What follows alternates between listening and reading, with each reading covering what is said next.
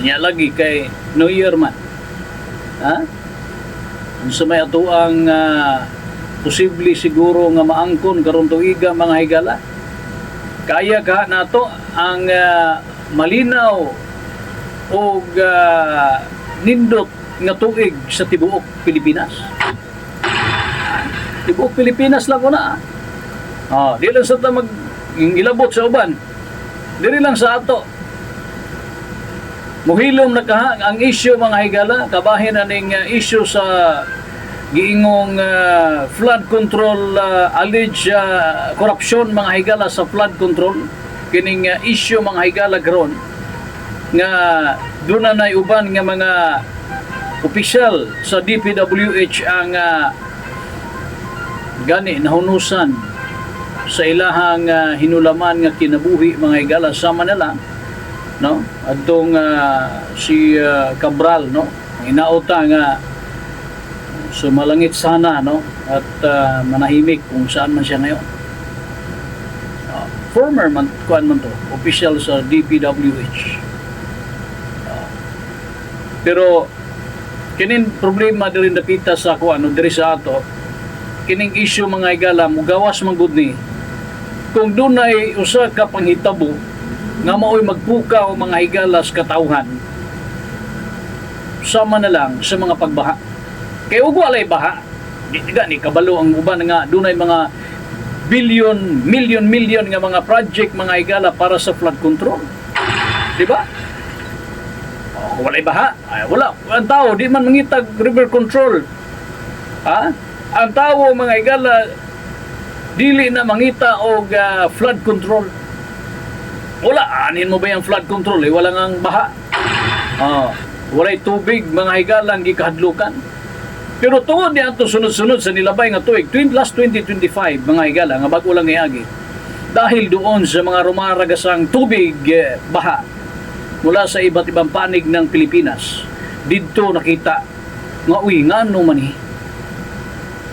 ngano man nga naaman di ay dagko kayong minilyon nga mga pundo, binilyon nga mga project para mapugnan ang baha nga gikan sa dagat paingon sa bukid o ba na nabaingon ana mga suging tigpamino ang baha gikan sa dagat paingon sa bukid uraog kaingon kang imposible, no, baha nga gikan sa dagat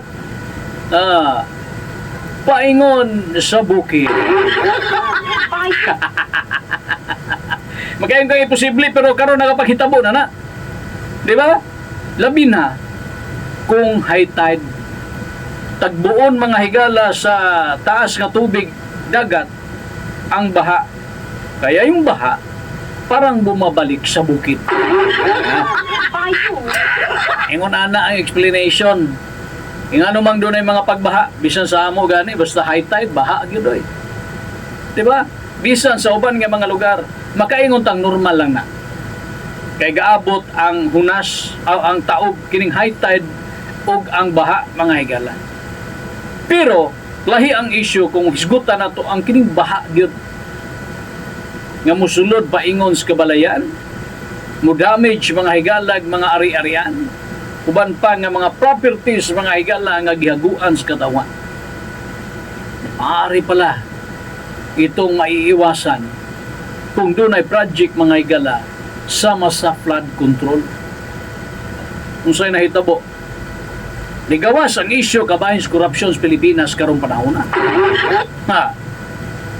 Diba? Ang uban niya, di man takabasol na, ug moingon ang uban nga, wala na, pinamumugaran tayo ng mga buhaya.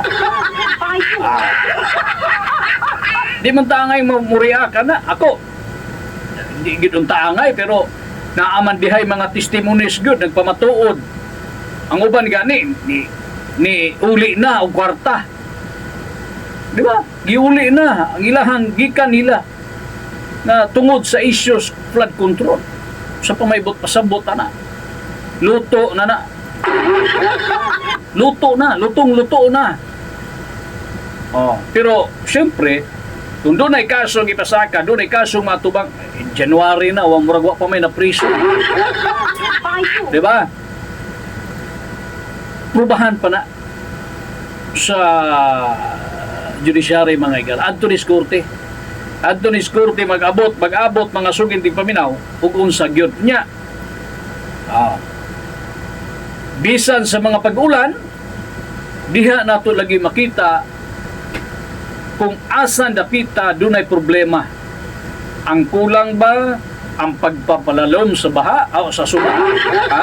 Ang kulang ba ay ang paglalagay ng mga flood control? O kulang ba ang budget? Maunay problema mga sugid di paminaw sa Pilipinas. Halos tanan nakasinati ana ang Cebu dako kay damage mga igala tungod ato ganiagi mga pagbaha dinha. Metro Manila, Bulacan nga mo'y pinaka-trending karon panahon na kabahin sa flood control issue. Unya ato na sayran kung wata masayop no, based sa atong informasyon nga nakuha mga igala diin sa dulan 7 trillion national budget ngayong 2026. Kaya na naman ta sa 6.7 trillion mga igala, dako igo gyud nga budget. Kita malipay ta nga dunay budget nga ma-allocate mga igala kada tuig sa Pilipinas, regardless og unsa kadako. Regardless kung gaano ito kalaki o kaliit, kung mai-implement lang lahat, solve kung di man lahat, maganda ang kahihinatnan kung maimplementanan. Kung ma-implement og tarong lagi. Kung ma-implement og tarong. Pero dili, muna'y giingon nga balik-balik lang gihapon ta sa sinugdanan nga mao ang pag-ihap og problema sa katawan. Kanya dunay mga uban diha nga niburot ang ilang panudlanan. Lumubo yung tiyan at bulsa dahil sa kabanabayan. Diba? Kung ma-implement lagi, why problema? Kung ma-implement sa tanan, bisan gamay dako nga budget after sa ilang deliberation dito sa budgeting mga igala. Walang duda. Kampante ang tao mga sugintig paminaw. 15.7 billion na pundo. Ato na sayran na basog maunag yun ni. Basog og warata masayop. Basog maunag yun ni. Para giandam sa flood control projects mga igala. Ingon sa DBM. 2026 na nga budget mga sugintig paminaw. Dako na, igo-igo na nga pundo eh.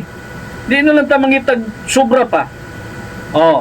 6.793 trillion national budget. Unya, matod pa nga dunay giandam nga 15.7 billion para lamang sa foreign assisted flood control projects. Foreign assisted flood control protection or project mga higala. What does it mean? So kato mga assisted ra nga depende siguro na sa local o sa kini is intended for I think flood control asa ka ani adto ni sa DPWH gihapon. DPWH gihapon ni Col. Kuyawan ra bagyo mga tao no. Pero sige lang, di pa man ulahin doon na may bulilyaso sa niaging tuig. Doon na may investigasyon in relation ana. So kampante ang katawhan Pilipinas. Kampante ang katawhan nga ma-implement og sa tarong. Unang karon paspas mo din na, kumusta na mga ICI, murag na ginahinay na magpanganaog tong ubang opisyal diha. Kapoy or unsay kulang? Humana ang investigasyon o wala pa? Doon na ba na-file na og kaso? Hapit na ba mga priso ang uban nga mga korap? Kung doon ay nakita nga korupsyon? Doon ay gisunod mga igala kontrata, no? Sundin dapat para ma-implement kini gitawag og kontrata mga igala. Doon ay ibang sunod. Okay. Katong mga allocated funds intended ani mga sugintig paminaw. Hopefully nga matagdan gyud no. Nya dunay wala man wisgo ta katuday ang mga gipang bulsa nga gipang uli nga budget nga giuli diha. Unsa lang para asa naman di ito? Balik to national kuan no treasury kung wata mo sayo inguna na ang proseso balik sa gobyerno nya wala naman to asa is man to hurot man to di ba kana ding na missing uy naro man to dire nahurot na ano ni project completed man na naman yung mga project okay na man hain man yung project nahurot man yung budget mao man na no so wala na to siya. Ako personal hindi ko mo kwanta no mo pabor ko aning dunay budget mga igala nga gi-allocate para sa DPWH mga sugindig paminaw. 15.7 billion dako ni tibok Pilipinas para sa mga assisted project kuno ni foreign assisted project mga igala. Kay alangan isakripisyo nato no ang interest sa kining para sa kadaghanan no para sa ato mga kaigsunan apektado nini mga pagbaha. Ug baso naman og maapil ang kining problema sa kuan asa ni kining baha des manhuyod mo naman ni ang trending karon mga higala din na sa may manhuyod kay kada baha mubaha man sad gyud ang ordinary no kining tawag na to kang plain diya sa proper no gaso ba tutok ka na i-check yun na ninyo din ha LGU manhuyod o asag yun ang problema din ha asag yun agikan ang source sa tubig sa baha o unsay pwede mahimo kay doon ay budget no nya imbestigahan sa na makita yun na ninyo din ha naabay project nga gi-implement kunya wala mahimong matarong no kana bang paresuban good issue good sa bang lugar nga mao lang walay kabilya no tarag bato kamada semento unya lubog ra gamay tumpag ang kuan no so man pa nga LGU no nga sakripisyo kay baha mga igala manghinaot nga ma-check ninyo ma-assist ninyo maayo para makita og unsay pwedeng mahimo sa ato ang national government through DP WH lang gihapon